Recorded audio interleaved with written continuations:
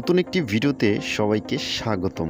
আজকের এই ভিডিওতে আমি 20 ওয়াট কলস লাইটের আমি আপনাদের একটি টিপস শেয়ার করব। যাদের ঘন ঘন এই কলস লাইটগুলো কেটে যায়, বেশি দিন ব্যবহার করতে পারেন না, তাদের জন্য আজকের এই ভিডিওটি। তো আজকে আমি আপনাদের একটি 20 ওয়াট নষ্ট একটি কলস লাইট আমি রিপেয়ার করব। তো আপনারা রিপেয়ার বলতে আপনারা জানেন যে এটার প্যানেলটাই খারাপ হয় বেশিরভাগ। তো আমি প্যানেলটি চেঞ্জ করে একটি টিপস আপনাদের মাঝে শেয়ার করে দেব, যাতে অনেক দিন লাস্টিং করে। তো মূলত আমরা এই নর্মাল লাইটগুলো তো দেখি তারা টিকি একটা হিস্টিং থাকে, ওই হিস্টিংটা ব্যবহার করে না। আপনারা অনেক ব্যান্ডেল লাইটের ভিতরে দেখতে পারবেন। তো এই টিকি হিস্টিংটা ব্যবহার করে। তো এই হিস্টিংটা এটাই ব্যবহার করে না, ভিতরে একটি কলসের মতনই একটি হিস্টিং থাকে। সেই হিস্টিংয়ে যতটুকু হিটটা তা করে কাভার তেমন একটি করতে পারে না।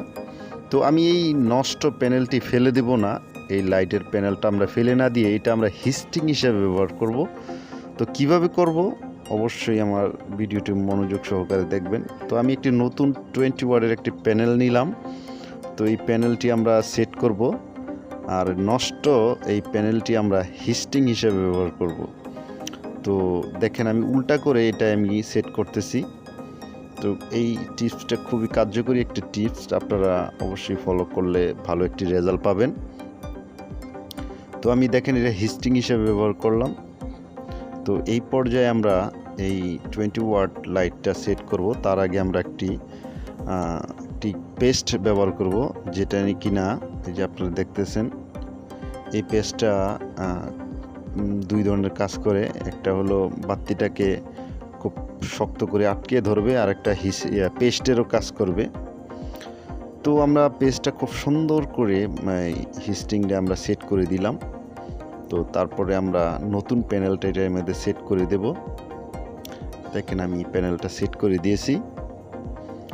তো অবশ্যই ভিডিওতে একটি লাইক করবেন, যারা এখনও এই চ্যানেলটি সাবস্ক্রাইব করেনি প্লিজ সাবস্ক্রাইব করে আমাদের সাথেই থাকবেন। তো আমি বাতিটা খুবই চাপ দিয়ে এটাই সেট করলাম। তো এটা খুবই তাড়াতাড়ি শক্ত হয়ে লেগে যাবে।